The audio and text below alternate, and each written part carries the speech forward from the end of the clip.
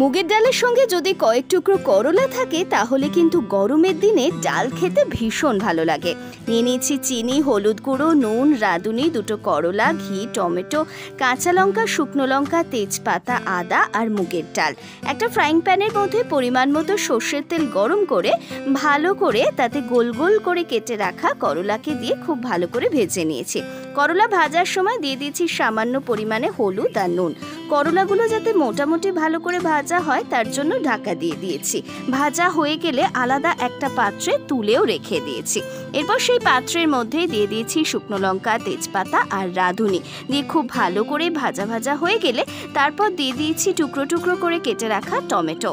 স্বাদ মতো নুন আর হলুদ গুঁড়ো দিয়ে টমেটোটাকে খুব ভালো করে মাখিয়ে নিয়ে দিয়ে দিয়েছি চিনি। এরপর ঢাকা দিয়ে দিয়েছি।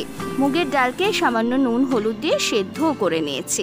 টমেটো মশলার সঙ্গে খুব ভালো করে মেশানো হয়ে গেলে সামান্য জল দিয়ে দিয়েছি। এরপর নুন হলুদ দিয়ে সেদ্ধ করে রাখা ডাল এর মধ্যে দিয়ে ভেজে রাখা করলাগুলোও দিয়ে দিয়েছি।